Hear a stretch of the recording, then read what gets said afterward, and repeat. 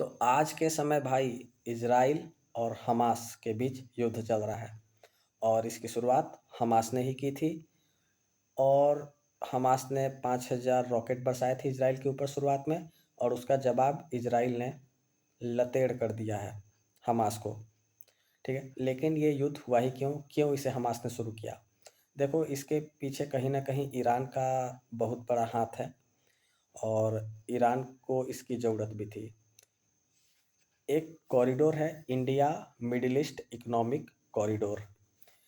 ये अगर डेवलप हो जाता, जिसे 60 दिन के अंदर ही डेवलप करना था, तो इंडिया को इज़राइल और सऊदी अरबिया के रास्ते सीधे यूरोप से कनेक्ट कर दिया जाता और इंडिया का सामान यूरोप तक पहुंच जाता और इंडिया खूब पैसा कमाता। लेकिन फ़िलहाल हम लोग ये सामान यूरोप तक कैसे पहुंचा रहे हैं? वो ईरान के चाबहार पोर्ट से होते हुए हम लोग पहुंचा रहे हैं। वो चाबहार पोर्ट भी हम लोगों ने ही डेवलप किया है। ठीक है? अब अगर India middle east economic corridor हो जाता, तो इंडिया का माल तो सऊदी अरब से होते हुए, इज़राइल से होते हुए पहुंच जाता और ईरान का कोई इम्पोर्टेंस हम लोग के लिए रह नहीं जाता। तो इसीलिए इससे ईरान को बहुत बड़ा धक्का लगता और यही कारण है कि उसने हमास को सपोर्ट किया इस मामले में और हमास ने ऐसा गलती कर दिया है।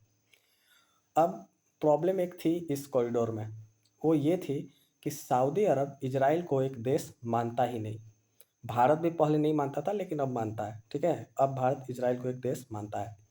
तो सऊदी अरब तो अभी भी नहीं मानता था, लेकिन अमेरिका के जियोपॉलिटिक्स के कारण सऊदी अरब सऊदी अरब ने इज़राइल को एक देश मानना शुरू कर दिया था और रिलेशन जो थे वो नॉर्मल हो रहे थे। लेकिन ऐन मौका पर एक जानबूझकर कह सकते हो ईरान के बहकावे में आकर हमास ने हमला किया ताकि ये कॉरिडोर विकसित ना हो सके और इंडिया को इससे घाटा हो और परिणाम आज देख ही रहे हो। खैर, जो हो रहा है अच्छा ही हो रहा है, हमें हम लोगों को उससे क्या।